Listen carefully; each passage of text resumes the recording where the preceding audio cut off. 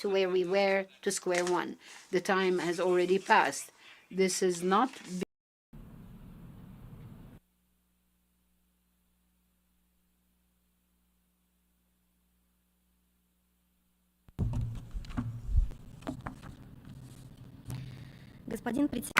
Mr. President, distinguished colleagues, a number of delegations have spoken here in this room about those lofty ideals, combating impunity and equality of all before the law. We support these principles. They're the right ones. Historically, my country has championed these principles. It was one of the countries behind the Nuremberg Tribunal.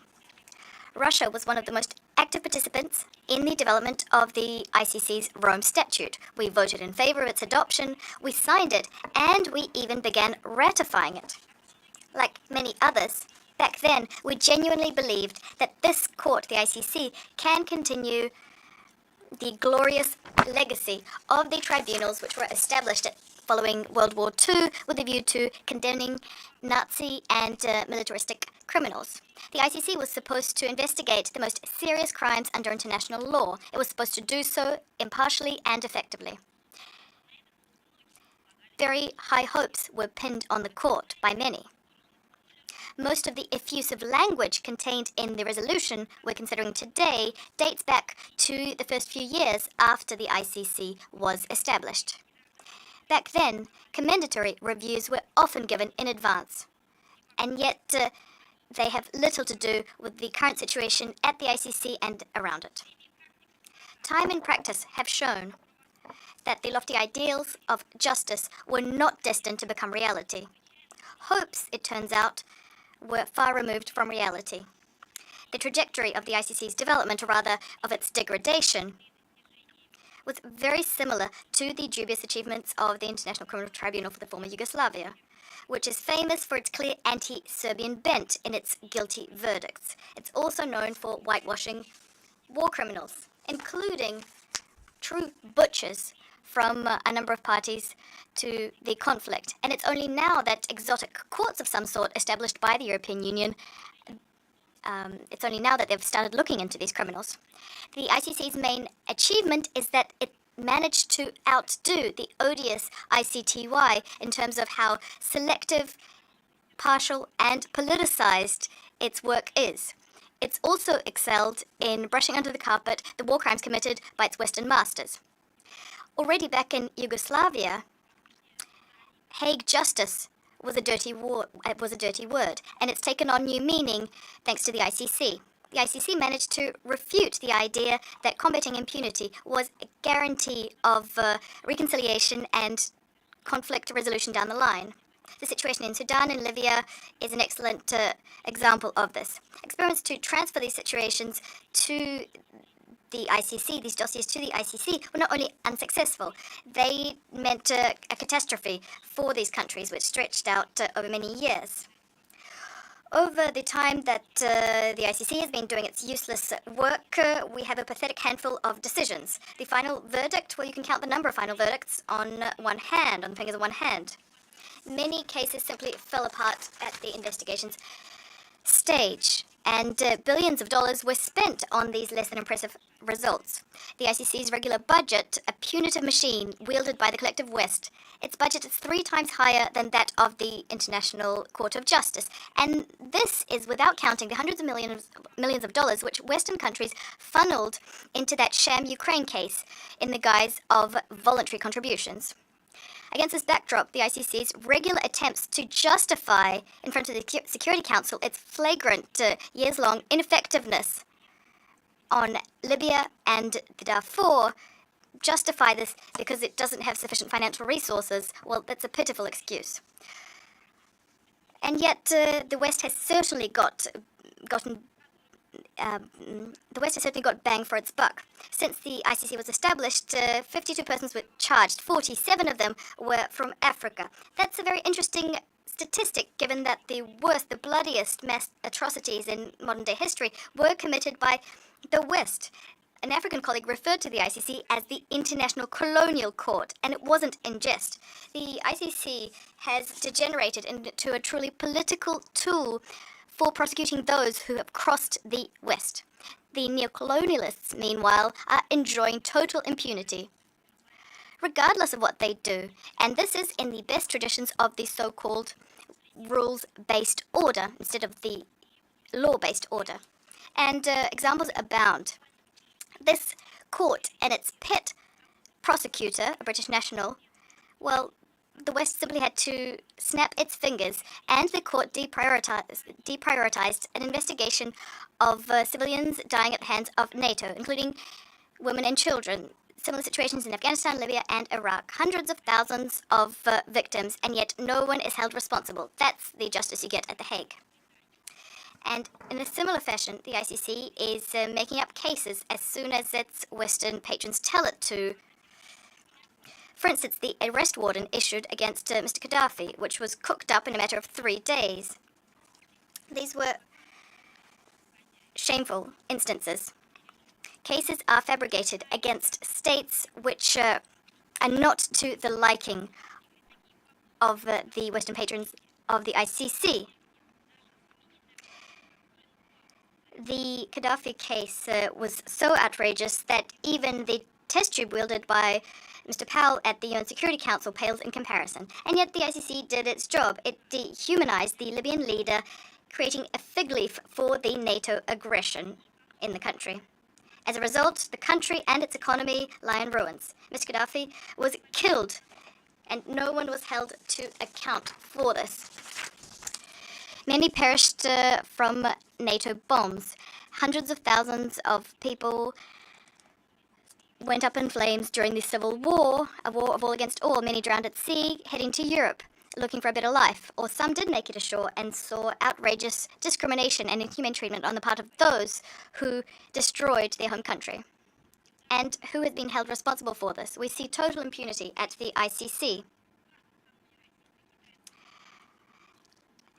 So-called arrest warrants were issued for a number of Russians hastily just before the Russia-China summit.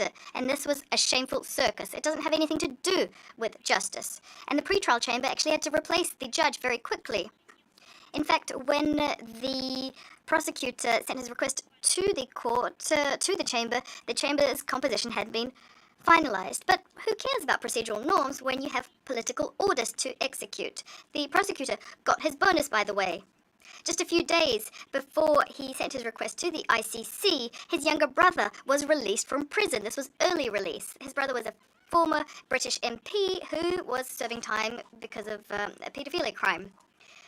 The issuance of warrants happened days before the donor conference in support of the ICC in London, and the sponsors there said that all of the money they were pledging should be spent exclusively on holding Russia to account. In other words, interested parties are paying for the proceedings they commission. Just think about this. What justice is there to speak of? The charges brought against Russians, that's a whole other issue. Not only are they groundless, there are violations of international law on the immunity of state officials. They're nugatory in legal terms and inhumane. These Russians are being accused of evacuating children who'd been left to their own devices from an area where hostilities are underway. So if we follow the ICC's logic, we should have left these children in the line of fire. This is how the ICC believes justice should be done. Against this backdrop, it comes as no surprise the ICC's position and the position of its patrons regarding the tragic events which have been ongoing now for 3 weeks. The civilian population has not been evacuated from the area where hostilities are underway. Thousands of children have died owing to indiscriminate shelling. Hospitals are being shelled regularly. Patients, doctors, and emergency workers are being buried under the rubble. Hundreds of people are suffering due to lack of water and medicine. Some UN system agencies have woken up and have started talking about possible war crimes. Where is the much wanted ICC? Where are the arrest warrants? Or are those issued only when you save children, not when you kill them? The office of the British prosecutor is making some general political pronouncements, threatening taking Palestinians only to court. This again demonstrates the true nature of the ICC, its ideals, the purposes it pursues, and the interests, whose interests it's serving. Thus, the ICC's attempts to position itself as a body acting on behalf of the international community that look simply silly. The idea that has an international generally recognized mandate has nothing to do with reality. It's divorced with reality. This is a pseudo-court. And in fact, over 1/3 of UN member states are not members of it. They represent over 50% of the Earth's population. Many have been compelled to stay at the ICC because they've been threatened. So we've had an overview of the ICC's work. Let's compare this situation, this unsightly picture, with the draft resolution. The document has been frozen since 2016. Any links to reality were severed long before. In 2011, this pseudo-court signed its own death sentence when it came up with those fakes regarding Mr. Gaddafi. Most of the positive assessments of the ICC's work were included in the resolution back then when it was being established, before it had started its work. In fact, this is probably the only golden days the ICC has known in its history. Aside from the scandalous exterior, the situation within the court is just as problematic. It's completely opaque. The elections process is dubious, and there is no equal geographical representation. All of the top positions are invariably occupied by Westerners and their satellites. They're doing everything within their power to stop developing countries acceding to the helm of this repressive political instrument wielded by the West to fight against those who are not to their liking. Another issue is the link within the resolution between the ICC and the UN. It does nothing for the credibility of the UN. The panegyric resolution under the GA's consideration stopped reflecting reality long ago, including because showing the true state of play in the text is simply impossible because of the implacable position of pro-ICC activists. This is what the ICC has degenerated into. And we do not intend to live with this text, even in its frozen form, any longer. We don't want the GA to remain hostage to idealistic views, which have been refuted by reality over the course of the ICC's 20-year decay. We demand to put the draft resolution to a vote. We call on all states which are not indifferent to genuinely combating impunity, who are in favor of equality and the sovereign equality of states in particular, to join us in voting against this resolution. Thank you. I should like to thank the distinguished representative of the Russian Federation for his statement, and now invite the observer state of Palestine.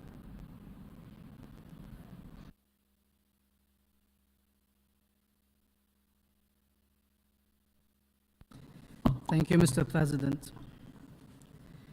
In all of 2022, across all conflict areas around the world combined, around 3,000 children were killed, 3,000 too many. In 3 weeks, Israel killed 3,600 Palestinian children in the Gaza Strip, more than all the children killed in all conflict areas in a year. Of the 8,800 Palestinians killed so far, more than 70% are children and women. Nearly all are civilians. Is there anyone here, anyone with a shred of humanity and decency, that thinks there is any justification for that? Anyone here that believes these numbers are possible if Israel was not targeting civilians, or at the very least, conducting indiscriminate attacks? The rules of international law came in response to tragedies we failed to prevent. We remember the names of these tragedies. They are the names of towns, cities, provinces, forever etched in our collective memory as open wounds, as stains on humanity's conscience, as reminders of what happens when the worst occurs and the many remain silent. In that list, Gaza's name is in bold.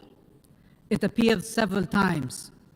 For the decades of military occupation, for 16 years of blockade, for 5 wars, and now more than ever, for 3 weeks, where the Gaza Strip has been besieged and bombed with no regard for the life of 2.3 million Palestinians who live there. The international community has failed those who were killed. It is failing the besieged, the wounded, the sick, the displaced. But thousands of lives hang in the balance. They can still be saved. There is no way to describe what Israel is doing in the Gaza Strip as anything else than war crimes. Let me reformulate. There is no way to describe what is happening as anything less than war crimes. If you recognize these acts are committed as part of a widespread or systematic attack against the civilian population, these are crimes against humanity. If you recognize they are committed with intent to destroy in whole or in part a national group, then they are genocide. These are the choices: genocide, crimes against humanity, or war crimes. Which one does any country here wants to try and justify? Is there any country still ready to evoke unconditional support for Israel while it is committing these atrocities, while it is occupying, colonizing, besieging, killing, and maiming?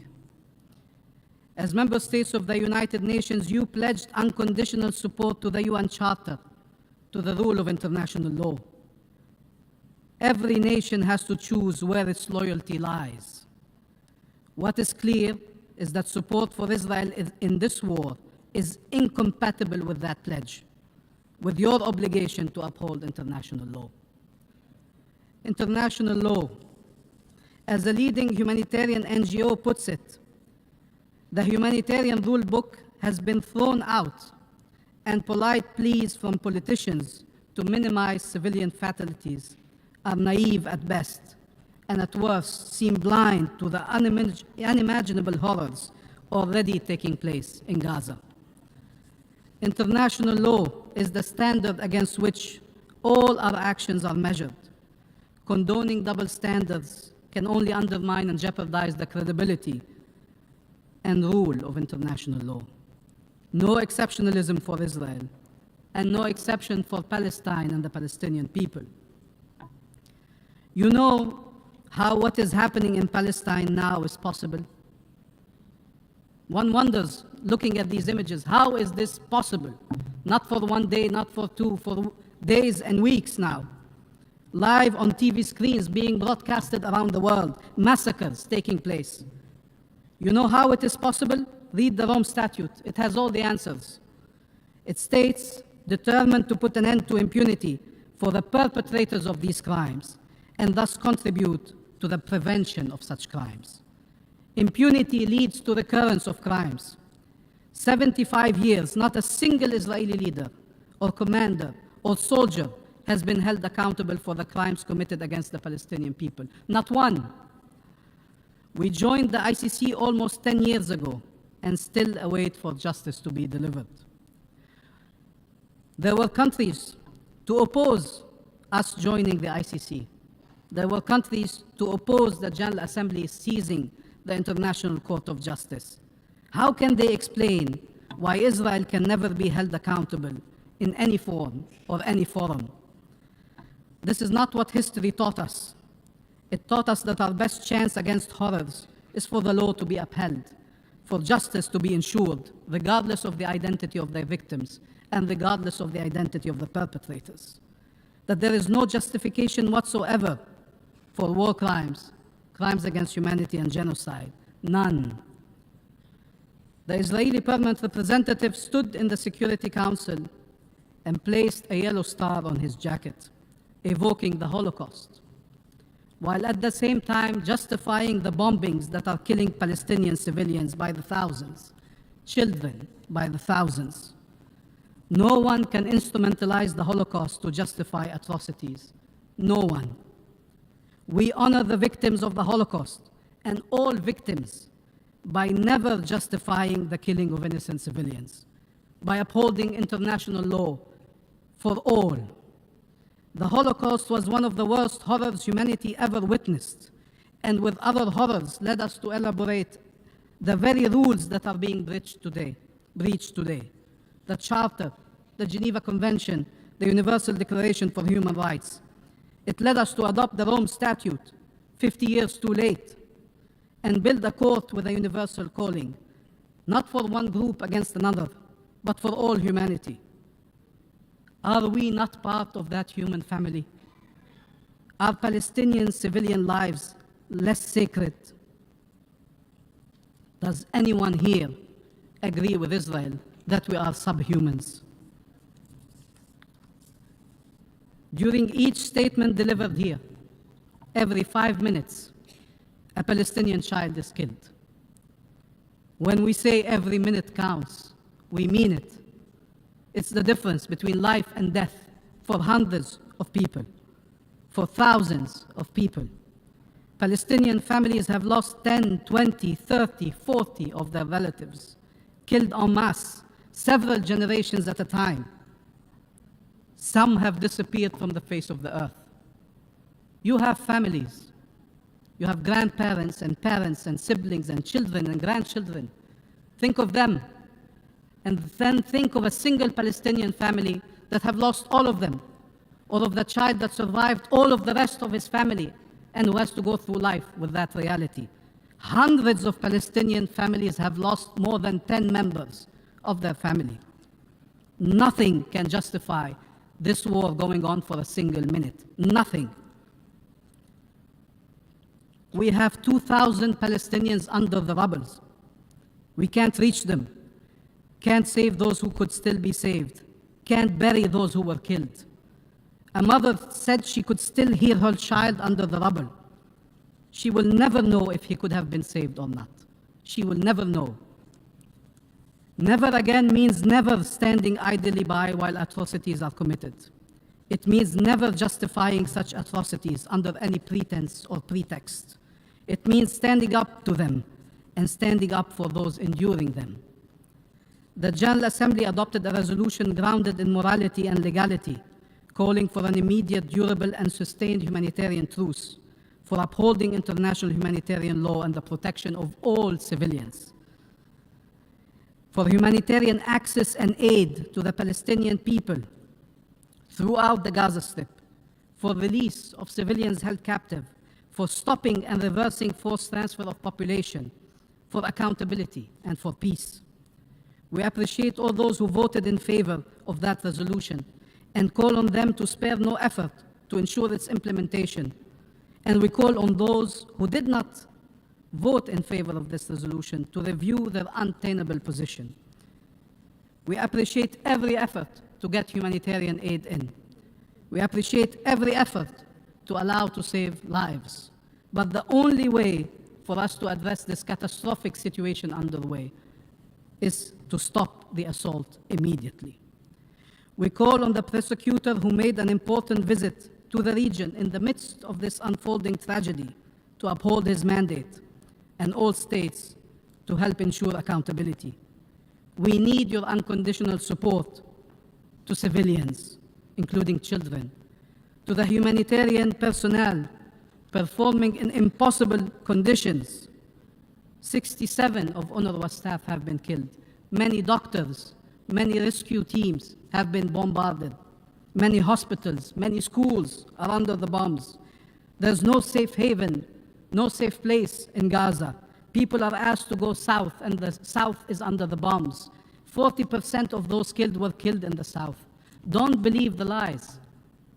There is nothing called an evacuation order to protect civilians. Israel has admitted in this memo of the Ministry of Intelligence that the goal was the forced displacement of people outside of the Gaza Strip, outside of Palestine. The same goal pursued over 75 years. We have 75 years of experience to know Israeli goals.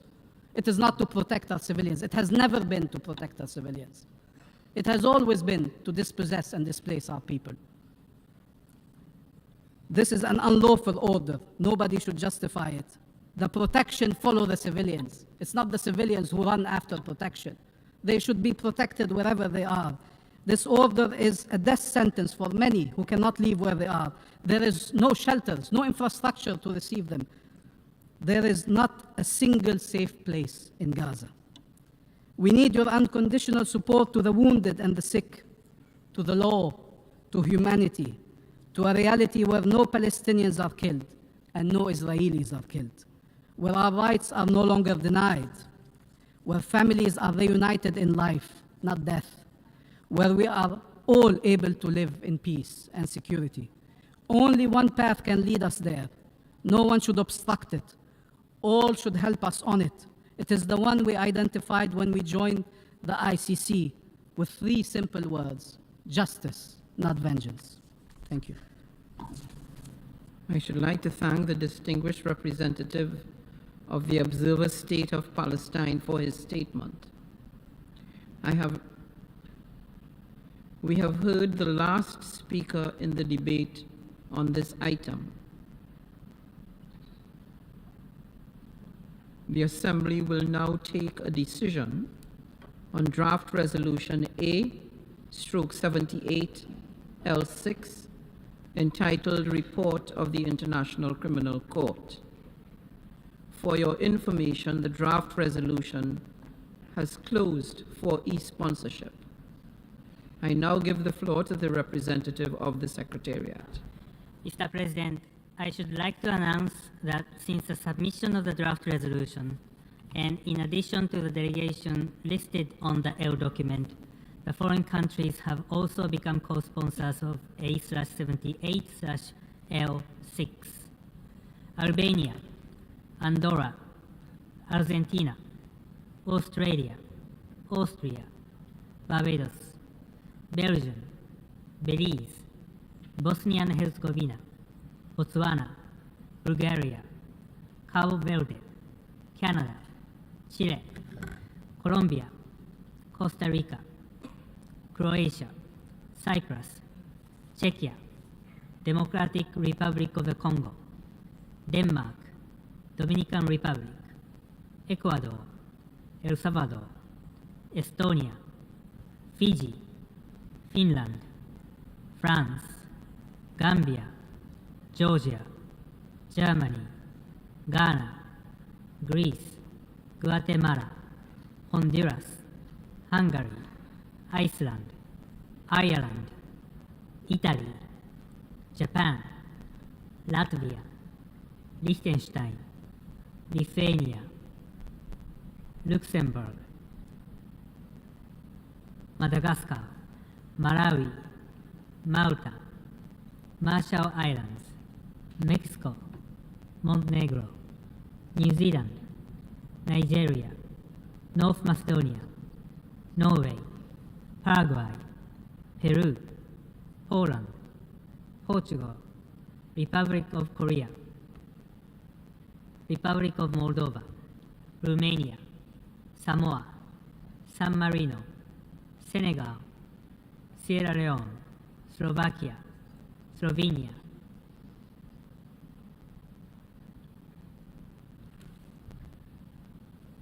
South Africa, Spain, Sweden, Switzerland, Trinidad and Tobago, Uganda, Ukraine, United Kingdom, United Republic of Tanzania, and Uruguay. If any other countries wish to co-sponsor A/78/L6, please signify by pressing the microphone button. I see Gabon,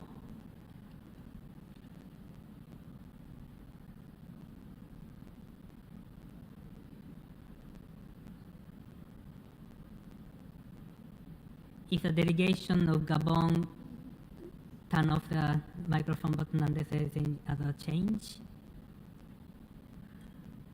And I see Congo,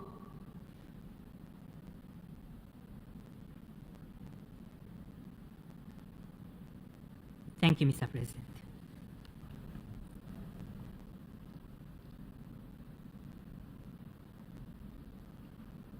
I thank the representative of the Secretariat. A recorded vote has been requested.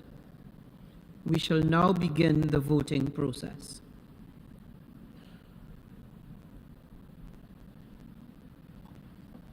Those in favor of draft resolution A/78/L6, please signify.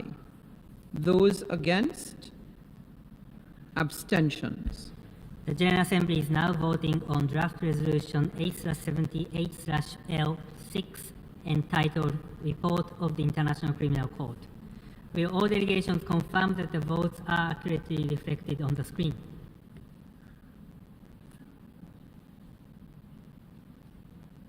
The voting has been completed. Please lock the machine.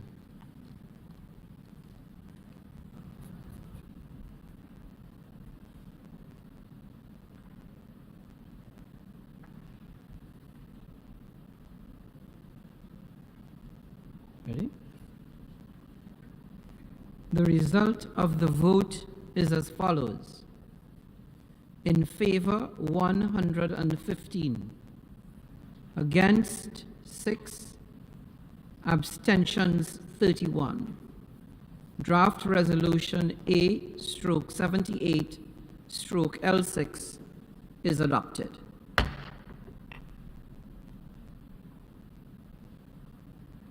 Before giving the floor for explanations of vote after the vote, may I remind delegations that explanations of vote are limited to 10 minutes and should be made by delegations from their seats.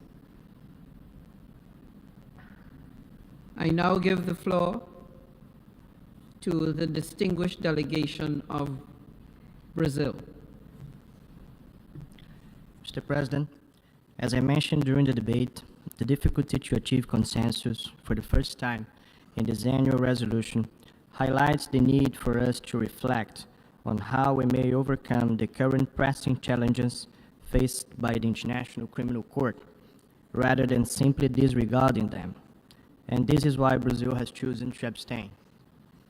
Achieving universal adherence, addressing concerns related to partiality, selectivity, and double standards, ensuring effective state cooperation, fostering coherence within the international legal system, and rectifying geographical imbalances within the ICC's institutional structure are some of these critical challenges. It is essential that the ICC conducts a thorough self-assessment of its current activities as outlined in its annual report, addressing these and other concerns to further its noble mission of ending impunity for the most serious crimes of concern to the international community as a whole. In closing, Mr. President, allow me to reiterate Brazil's unwavering commitment to international law and international justice as underscored in my remarks during this debate. I thank you. I should like to thank the distinguished delegate of Brazil, and I now invite the distinguished delegate of Israel to take the floor. Thank you, Mr. President. Israel was an early advocate for the establishment of the International Criminal Court. However, Israel has decided to abstain for the reason it has expressed in previous years when it disassociated itself from this resolution.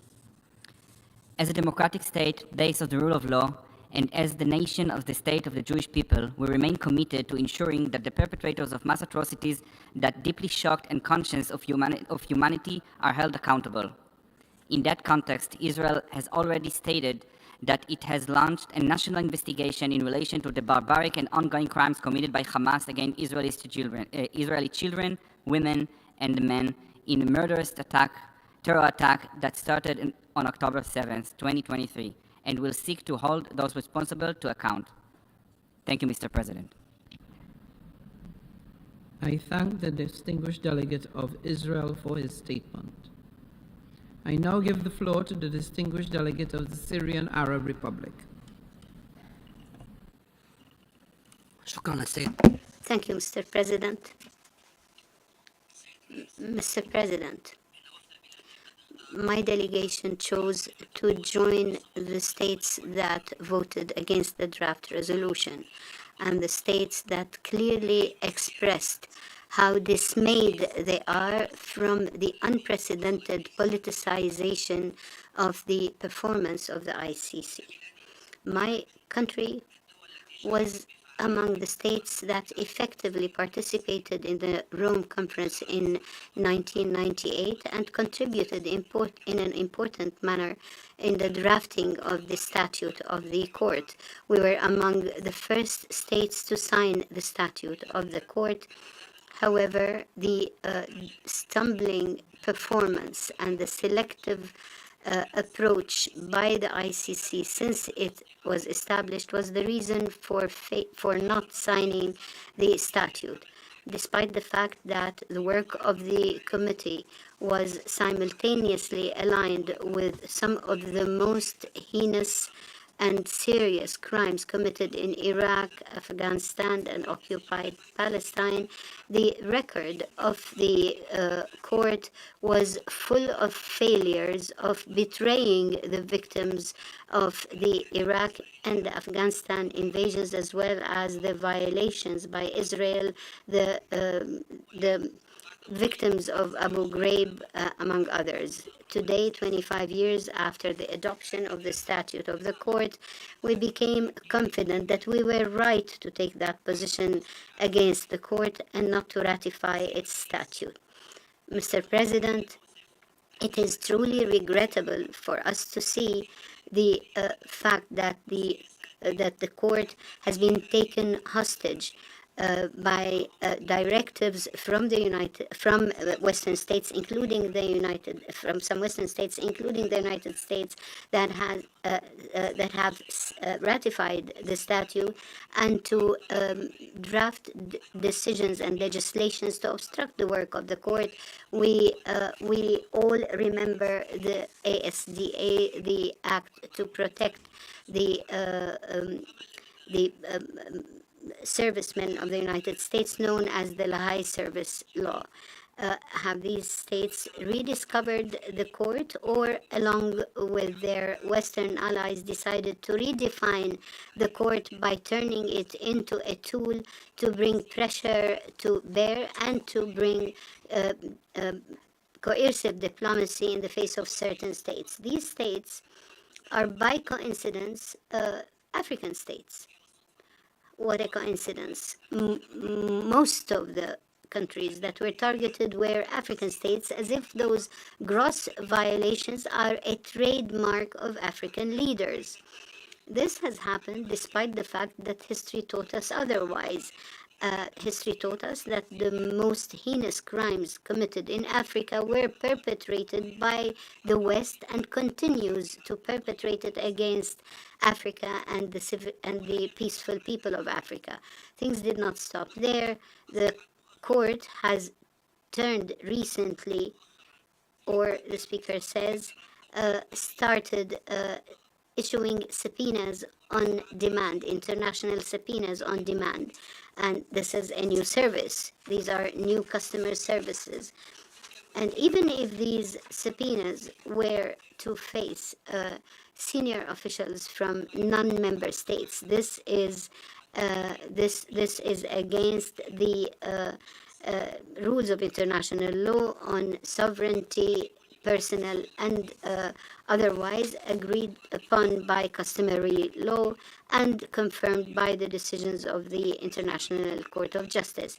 In full view of the world and on TV screens, we witness an act of genocide that continues against a whole people in Gaza.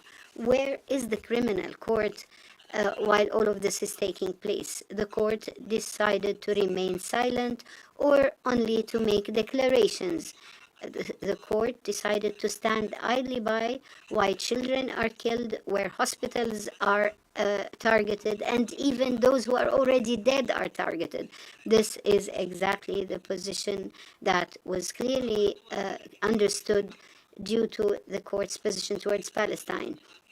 As for encouraging member states to adhere to the court, it would be tantamount to being asked to be partners to the crime and to remain silent while these crimes are committed.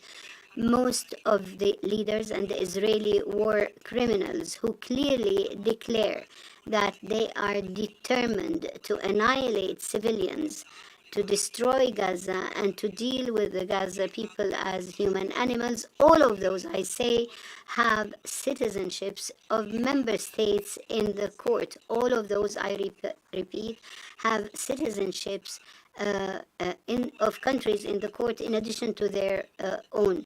And this is against the court's statute in rule number 12. So why won't these states who claim to be protecting international justice, why don't they submit them to the court? Why doesn't this apply to ISIS? Because most of the ISIS members are citizens of these states. My answer is because this does not serve the interests of these states that are partners in the crimes committed by the Israeli occupation and those of ISIS. We do not exaggerate when we say that silence by the court towards the crimes in Gaza makes the court a partner in the crime.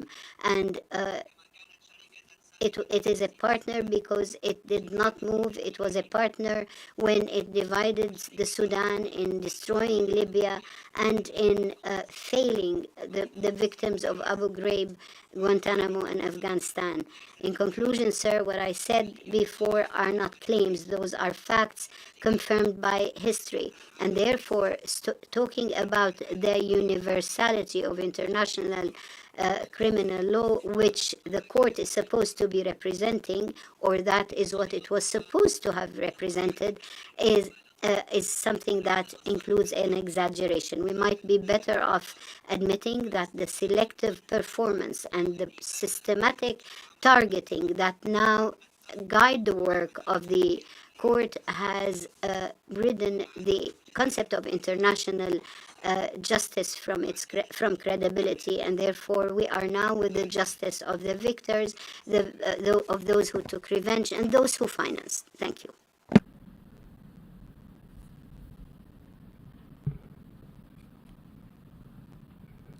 May I take it that it is the wish of the General Assembly to conclude its consideration of Agenda Item 74?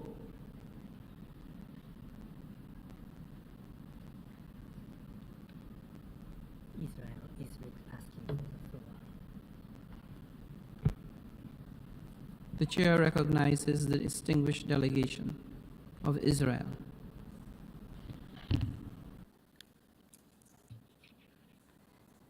Thank you, Chair. We regret that once again the Palestinian delegate has chosen to exploit this esteemed platform and exhaust its valuable time. Would you ask? Would the delegate of Israel please indicate whether the statement he is in the process of making constitutes a right of reply? We want to have a right of reply, Mr. President. The exercise of the right of reply has been requested. May I remind members that statements of reply are limited to 10 minutes for the first intervention and to 5 minutes for the second intervention, and should be made by delegations from their seats. I now call on the representative of Israel. Thank you, Mr. President. We regret that once again the Palestinian delegate has chosen to exploit this esteemed platform and exhaust its valuable time by sharing misleading information and inflate numbers, seemingly running out of valid legal arguments. We should all remember there is no law without facts, and the facts are very clear. Hamas, the genocidal terrorist organization, started this war, and Israel has the legal and the moral right to protect its citizens, period. Hamas is the ruler of Gaza Strip. Hamas is behind this attack, and it will be held accountable for the ramifications of its actions, period. In this asymmetric lawfare, everything is asymmetric.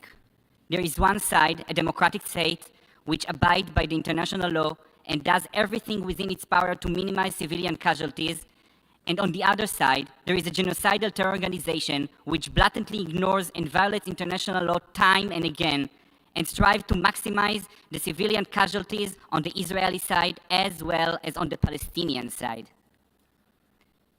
If the Palestinian delegate and their supporters' concerns are genuinely for the well-being of Palestinians in Gaza, we suggest they address Hamas, which hides in the tunnels under hospitals and whose actions and use of civilians as human shields significantly impacts the situation on the ground.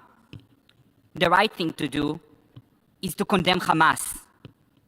If they won't condemn Hamas, as they haven't been refusing to do since the massacre on October 7th, perhaps it would be better if this forum would focus on developing the international law rather than being influenced by those who wish to spread false information and political agendas. Thank you, Mr. President.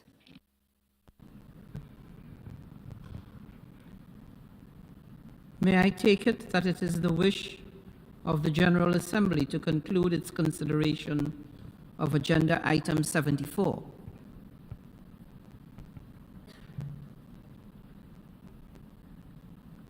It is so decided. Members are reminded that the 43rd plenary meeting of the 10th Emergency Special Session will be held immediately after the adjournment of this meeting. The meeting is adjourned.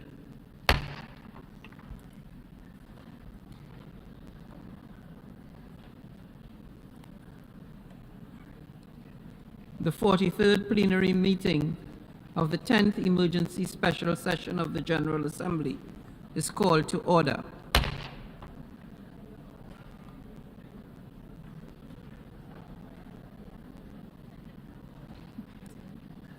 Oh, it's empty. The General Assembly will continue its consideration of Agenda Item 5, entitled Illegal Israeli Actions in Occupied East Jerusalem and the rest of the occupied Palestinian territory, to resume the debate on the item pursuant to the decision taken at the 40th plenary meeting on 27th October 2023.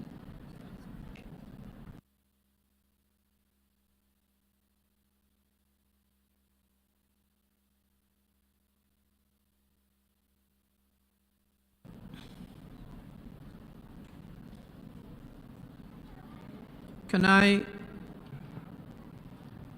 I encourage delegates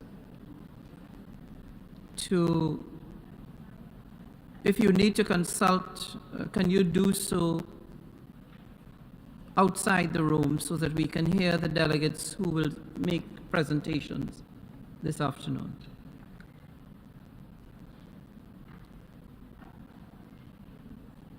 I now give the floor to the distinguished representative of Kuwait.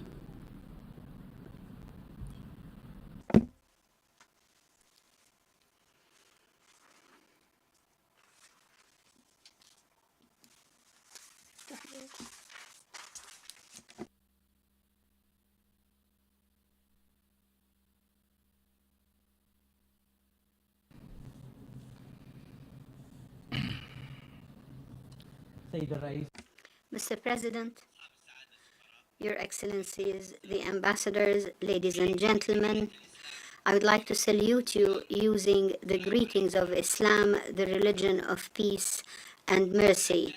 Peace be upon you, so is God's and His blessings.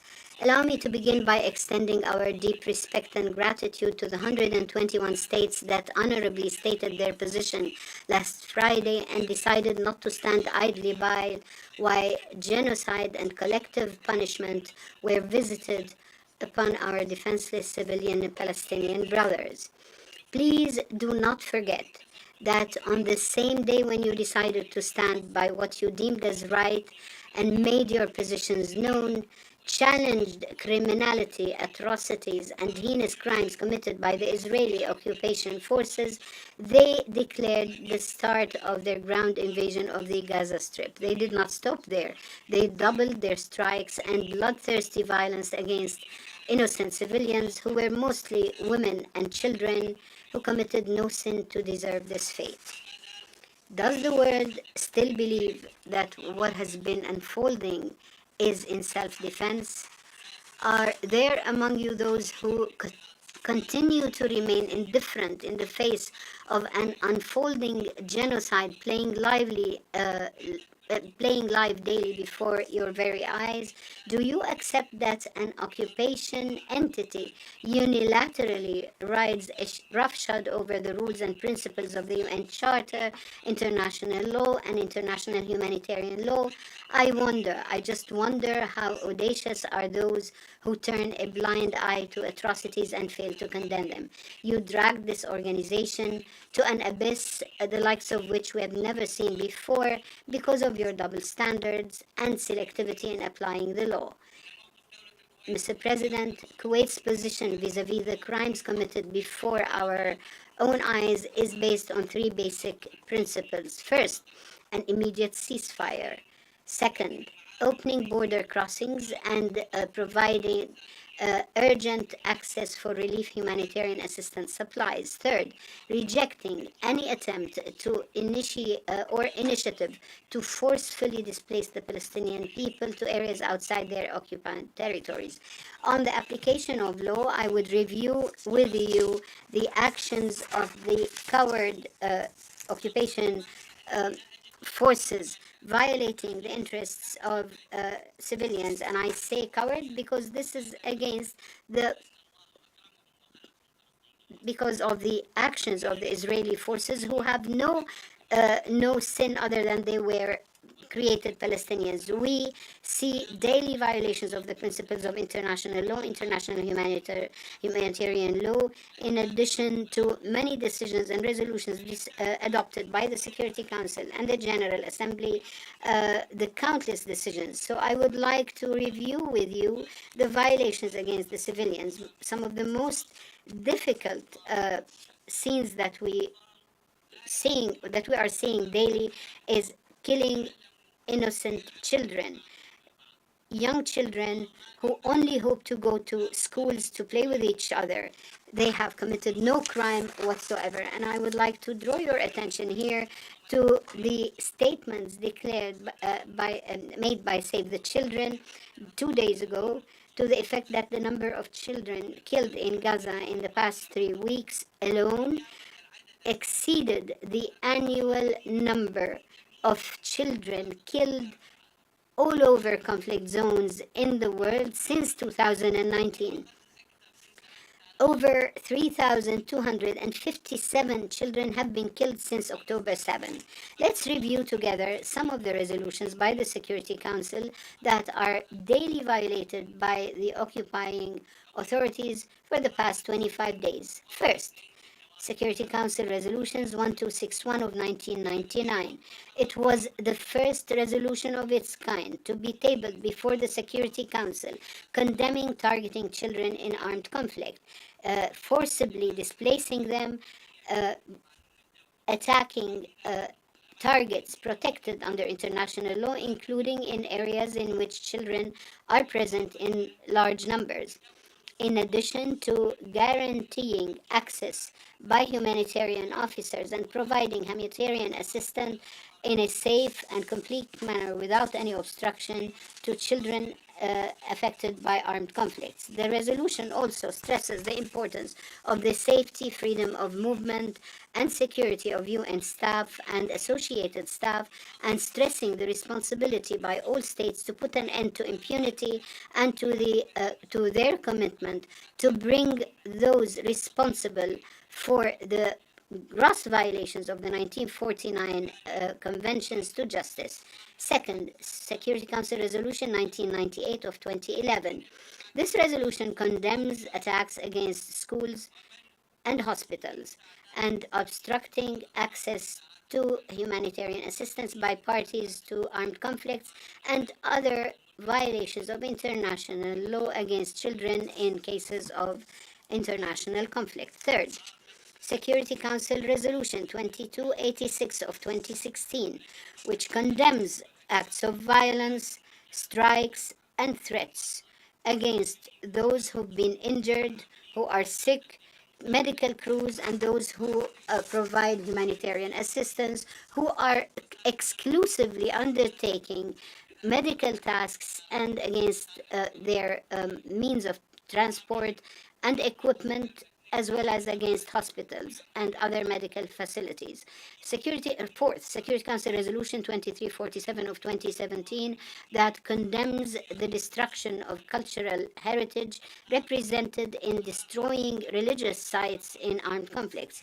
Fifth, Security Council Resolution 2417 of 2018, which calls upon all parties to armed conflicts to commit to international humanitarian law, including the basic stuff and services that are indispensable for the sustained livelihoods of civilians, and to respect those who work in providing humanitarian assistance and other foodstuffs for relief purposes.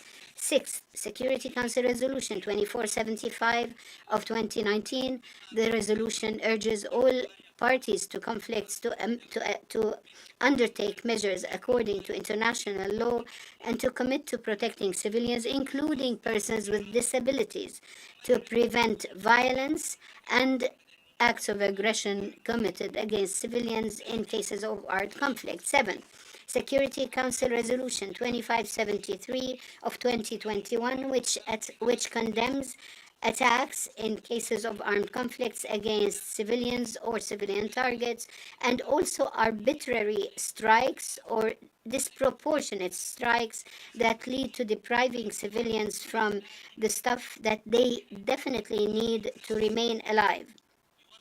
Considering such acts and violations, gross violations of international humanitarian law, and calls upon all parties to armed conflicts to to exercise ceasefire against civilians. Please forgive me for having spoken at length. However, I think that we are at a stage where we have to start talking about all Israeli violations in all of our meetings. The misinformation campaigns by the occupation authorities require that we respond with unrefutable facts. It has become clear that when the word of what's right and justice pains them, and the fact that the people of the world stood besides the Palestinians is something that terrorizes them. Therefore, we stress the need for the implementation of relevant Security Council resolutions on the protection of civilians, where such resolutions include uncontroversial languages, and therefore it's illogical for us not to implement them today.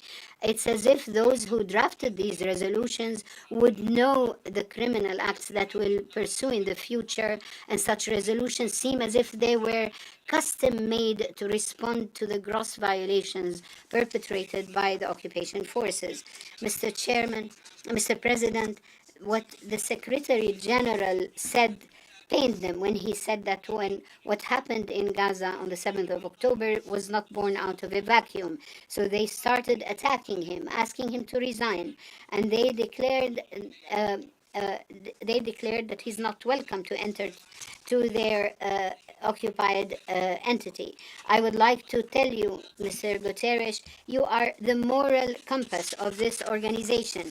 We have only listened to arguments that highlight what is right, no matter how bitter the facts were.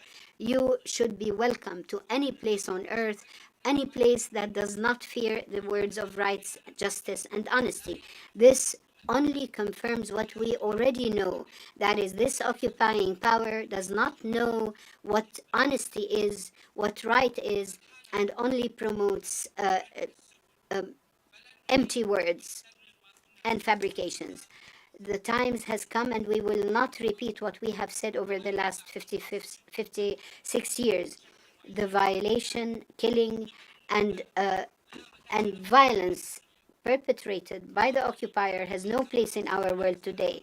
Our only way forward would be the achievement of a full and comprehensive peace by the implementation of resolutions adopted in international contexts, and the agreement to the the Arab Peace Initiative of 2002 for the establishment of the State of Palestine, with Jerusalem as its capital on the lines of June 4th of 1967.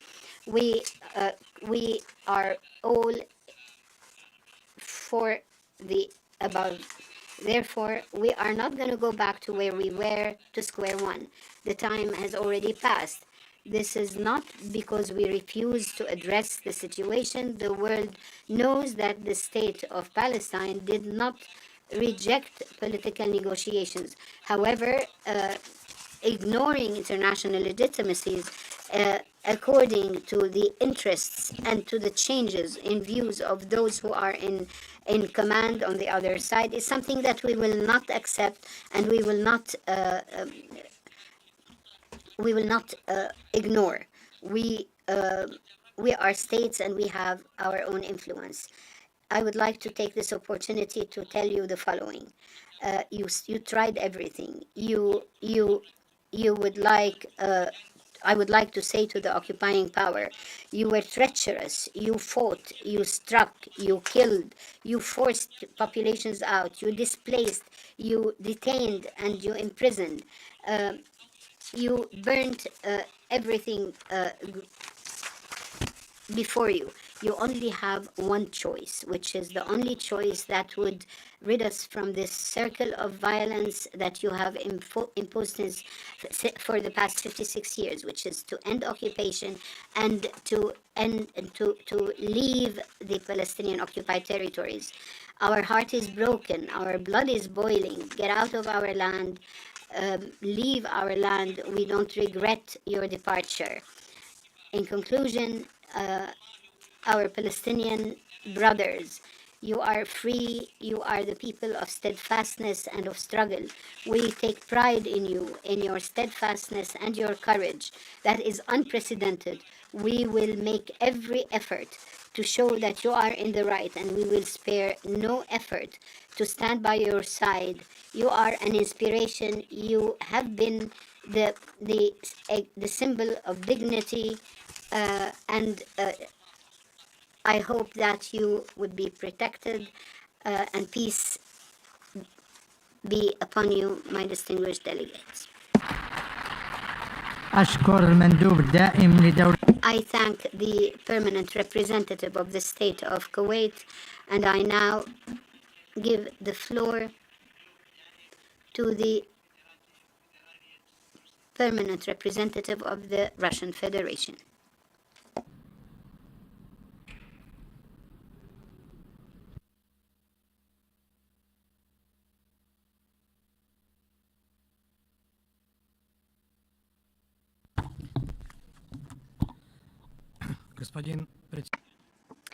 President, distinguished colleagues, the events of the last few weeks in the area of the Israeli-Palestinian conflict have left probably no one on this earth indifferent. All of our hearts ache as we look at the heart-rending stories of human suffering.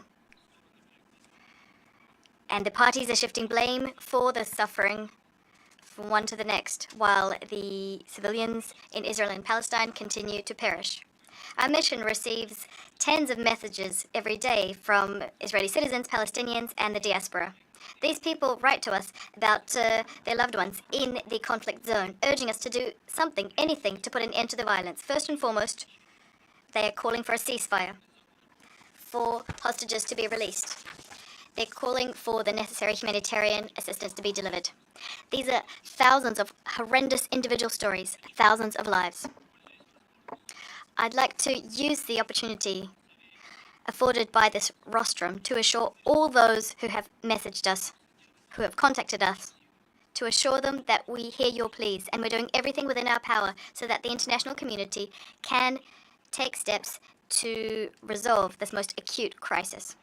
We'd like to stress yet again that the violence visited upon civilians, Israeli civilians, since the start of October has no justification. We categorically repudiate and condemn them, all terrorist acts. We extend our condolences to all those who lost loved ones in Israel, Palestine, and in other countries. We demand the release of all persons held captive.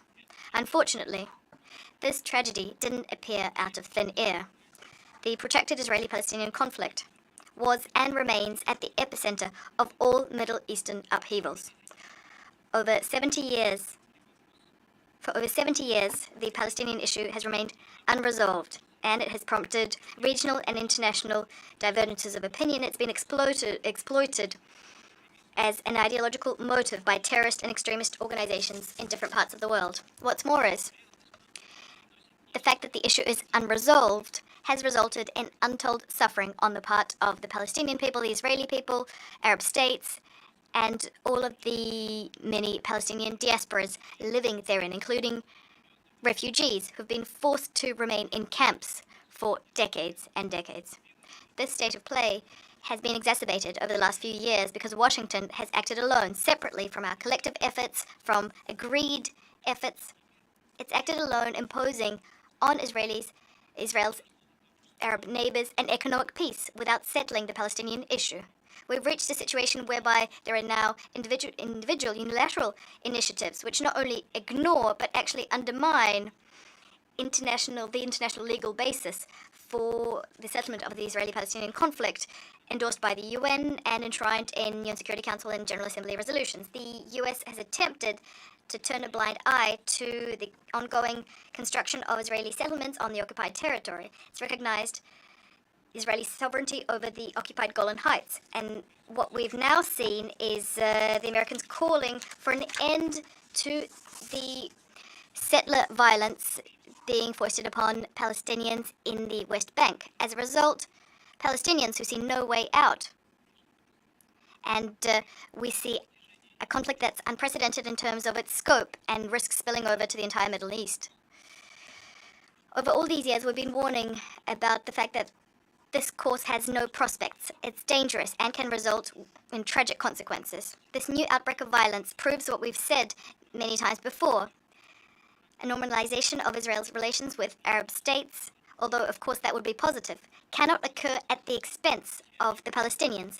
It cannot result in a lasting stabilization of the situation unless we resolve a key issue in the Middle East, that is the Israeli-Palestinian issue. This approach, as we saw for ourselves when on the 27th of October, here in this chamber, we adopted the Jordanian resolution. This approach is supported by the leadership of all Arab, Muslim, and many other states. It's a paradox that on the one part, the entire international community has recognized that Israel's activities in these occupied Palestinian territory are illegal because they're at odds with UN Security Council resolutions and the provisions of international law. That's on the one hand, and on the other hand, our Western colleagues in their statements prefer to simply forget that this unprecedented escalation on the ground is also a consequence of the settlement policy of West Jerusalem, as well as the systematic restrictions West Jerusalem has placed on the Palestinians' ability to freely visit their holy sites. We're delighted that Antonio Guterres did not shy away from flagging this, speaking during Security Council deliberations on the Middle East on the 24th of October. He noted that the current uptick in violence did not happen in a vacuum. As a result, he was immediately subjected to irate and undeserved criticism on the part of Israel, which preferred to see history starting from a black page, to see history begin on the 7th of October 2023. Colleagues, we'll all have to return to the root causes of the conflict. We'll have to put the Israeli-Palestinian settlement process on an agreed track. However, right now we need to immediately cease fire and put an end to the bloodshed. This should be obvious to all, you'd think. Unfortunately, our Western colleagues at the Security Council are continuing to torpedo any efforts to de-escalate the situation on the ground. They continue to block the UN Security Council's attempt to urgently take measures to immediately normalize the situation, first and foremost to enact a ceasefire.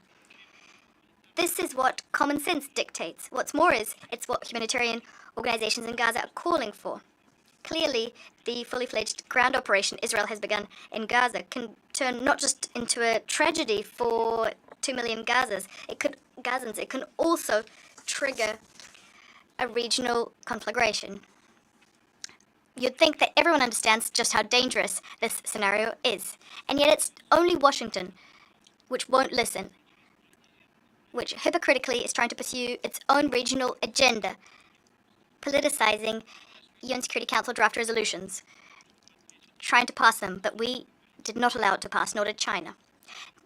Our US colleagues are trying not just to divert attention from the failures of their policy to shift blame when it is itself at fault. They are accusing Iran, Hezbollah, and Gazans of all of the world's ills.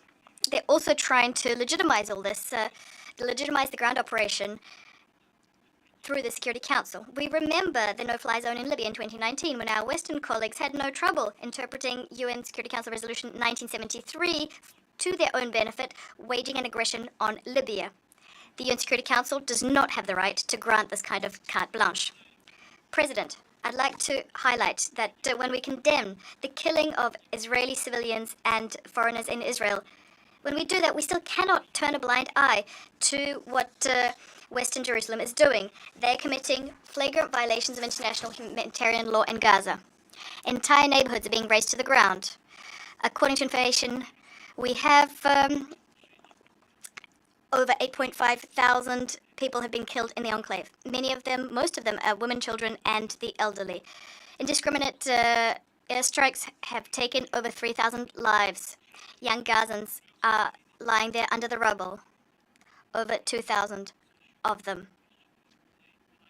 Half of them are children. As a result of the latest strike on the Jabalia refugee camp in the Gaza Strip, over 400 people died.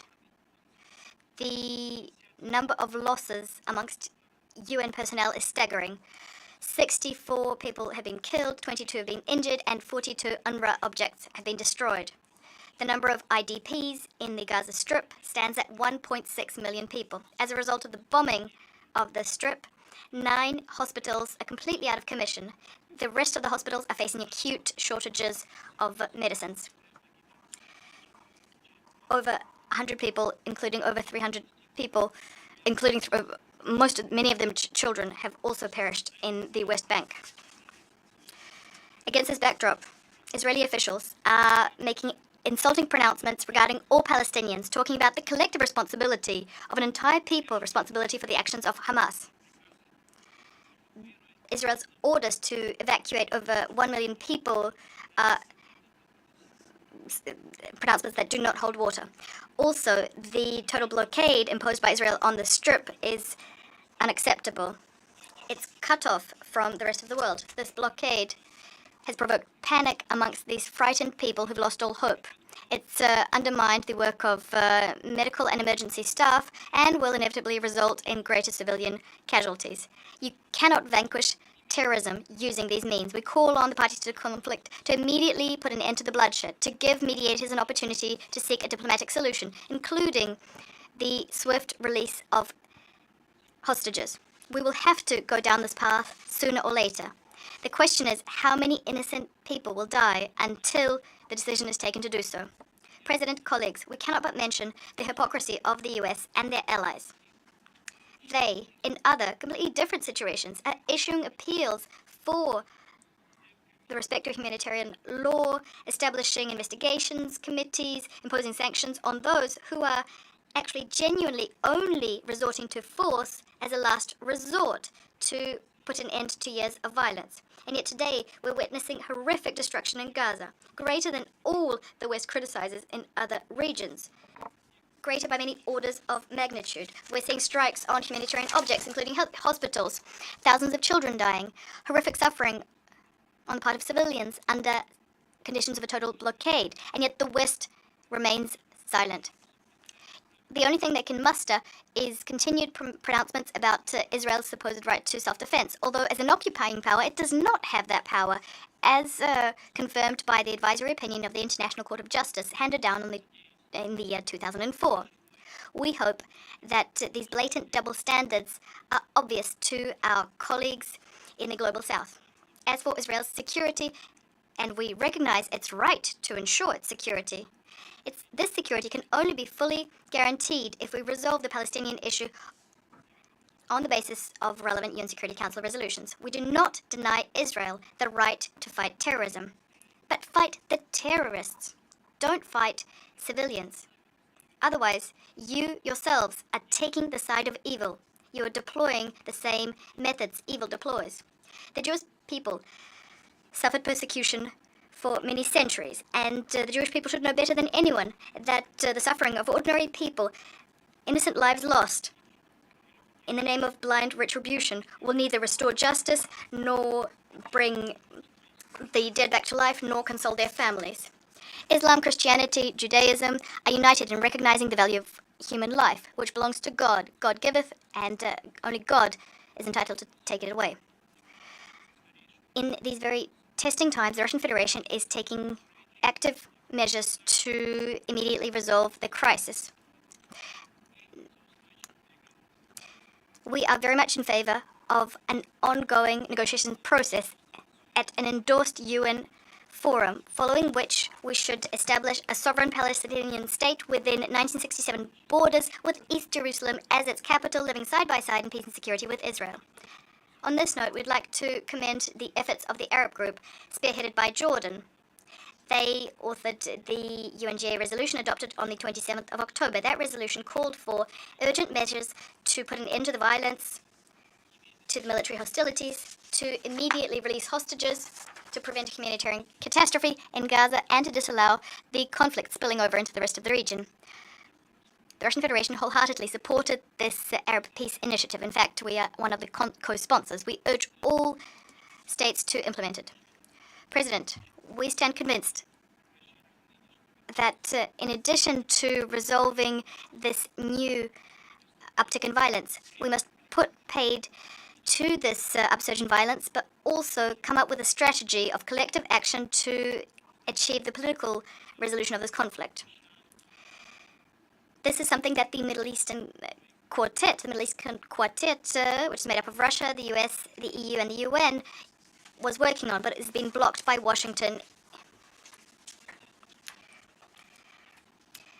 On the agenda, we have a joint mediation mechanism with a key role for regional states, and we've seen positive trends of late in the Middle East. The Saudi-Iranian normalization, the reintegration of Syria into the League of Arab States, all of this proves that countries in the region, when they take the situation into their hands without being subjected to external pressure, they can progress a great deal towards a stabilization in the Middle East.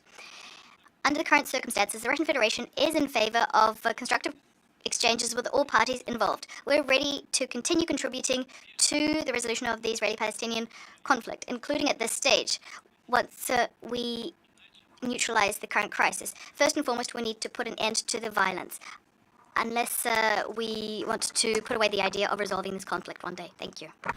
I thank the distinguished representative of the Russian Federation, and now I give the floor to this distinguished representative of Nepal.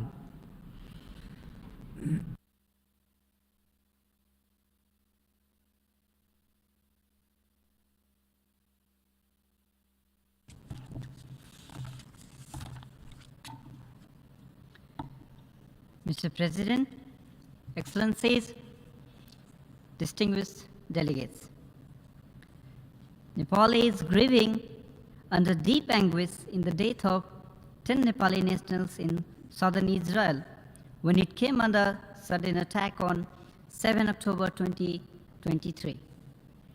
The government of Nepal has strongly condemned the terrorist attack on Israel. With equal gravity, we are against the indiscriminate use of force against civilians by both parties involved in the conflict, including the strike at the hospital in Gaza that killed hundreds of people, including children, women, elderly, medical personnel, and patients. We are deeply disturbed by the rising number of deaths of civilians, destruction of properties, and the resulting humanitarian crisis. Nothing can justify inflicting sufferings on and killings of innocent people, whether Palestinians or Israelis.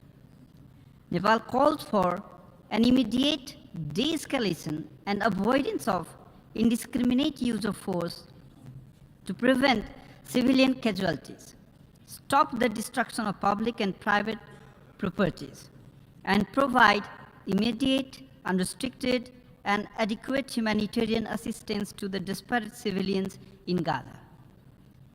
The United Nations has the responsibility to prevent humanitarian catastrophe and breach of peace.